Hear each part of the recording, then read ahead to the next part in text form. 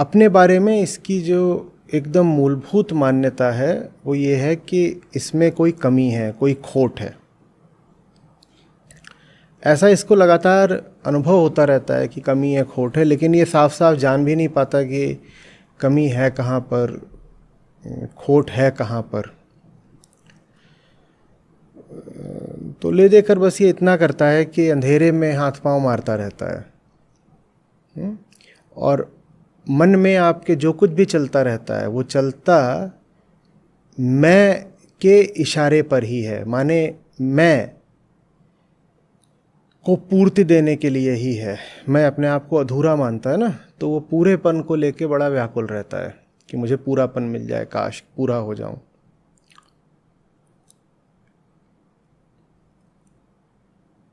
और इसीलिए मन में न जाने कितने बेमतलब,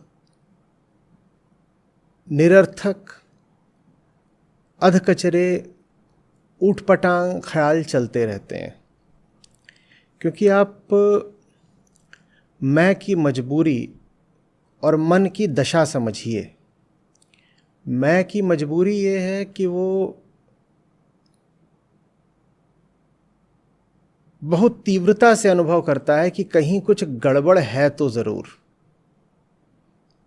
लेकिन ये जानता भी नहीं है विवश बेचारा कि कहाँ क्या गड़बड़ है। बस उसे लगता है कि कुछ ठीक नहीं है, कुछ ठीक नहीं है। पर क्या ठीक नहीं है आप उसे साफ साफ पूछें तो ये बता नहीं पाएगा।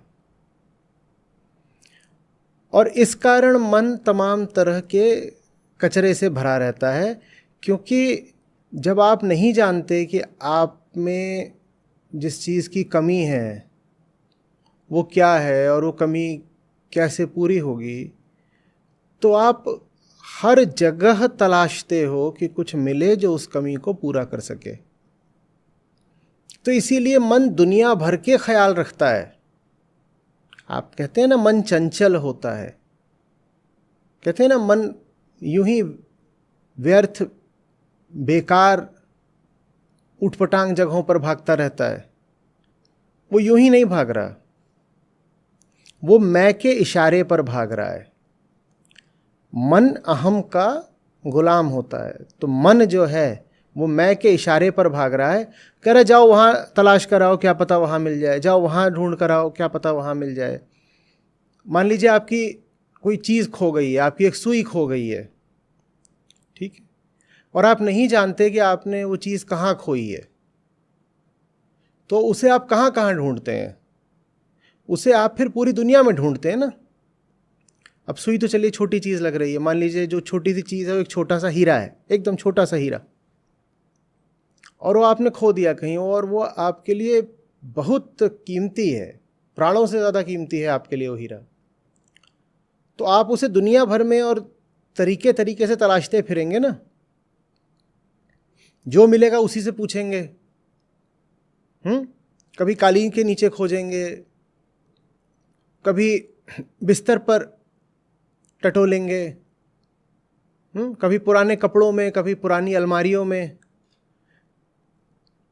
जहाँ जहाँ आपका बस चलेगा आप वहाँ वहाँ जाएंगे। तो मन का भी जहाँ जहाँ बस चलता है वो वहाँ वहाँ जाता है, उसका हीरा खोया हुआ है। फिर हम कहते हैं कि मन के भटकाव पर काबू कैसे पाएं। अरे भाई, मन तो मैं के इशारे पर जा रहा है, एक तरह का नौकर है वो, और नौकर तो मालिक की आज्ञा से ही रुकता है। और मालिक है तड़पता हुआ।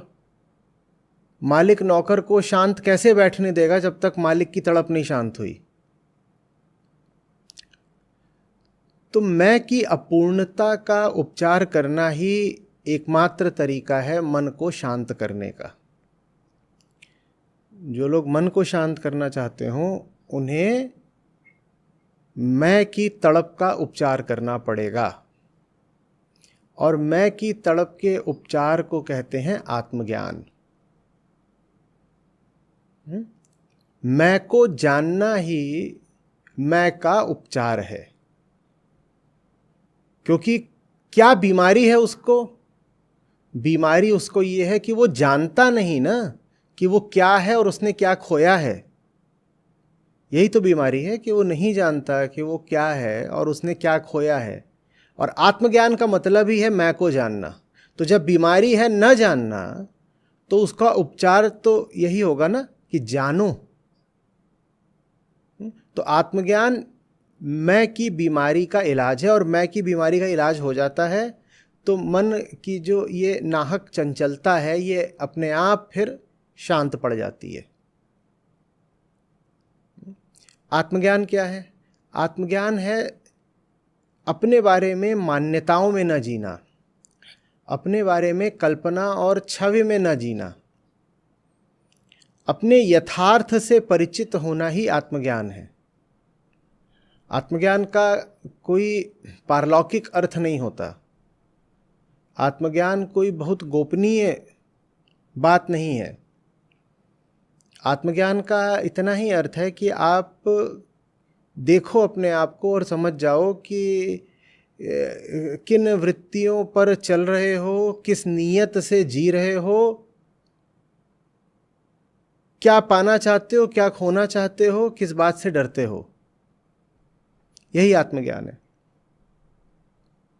तो अपने आप को देखना पड़ता है, अपने कर्मों को देखना पड़ता है, और वहां जानना पड़ता है कि ये है मेरे छुपे हुए डर, और इस प्रकृति की है मेरी कामनाएं। और जब अपने बारे में पता चलता है कि मैं ऐसा हूं, तो आप जैसे हैं वैसा रहने की विवशता खत्म हो जाती है। ये एक आपको बड़ी रोचक बात लगेगी। एक बार जो अपने आप को जान गया, वो वैसा रह ही नहीं जाता जैसा वो है। जो अपनी हालत से परिचित हो जाता है, उसकी हालत बदल जाती है। हम अगर बुरी हालत में हैं तो इसीलिए क्योंकि हम जानते ही नहीं हैं कि हम बुरी हालत में हैं, या हम यदि अनुभव भी करते हैं कि हमारी हालत बुरी है, तो भी वो क्यों बुरी है, कैसे बुरी है, इससे हम वाकिफ नहीं होते। हम अपने बारे में मान्यताओं में जीते हैं, हम अपने बारे में भी छवियों में जीते हैं। जैसे कोई आईने के सामने खड़े होकर अपना मुंह न देखना चाहे, बल्कि अपनी कोई मनचाही तस्वीर ही बार बार देखे और कहे मैं ऐसा हूं। हम अपने भी यथार्थ से नहीं, अपनी किसी तस्वीर, किसी छवि के सहारे जीते हैं। सत्य से हम बहुत दूर होते हैं। आत्मज्ञान का मतलब है जानो कि तुम्हारी सच्चाई क्या है। जैसे जैसे आपको पता लगने लगता है कि आप क्या चाह रहे हो, चीज़ों में थोड़ा गहराई में आप जाना शुरू करते हो, वैसे वैसे जो कचरा है वो अपने आप फिर आप पर अपनी पकड़ छोड़ने लग जाता है।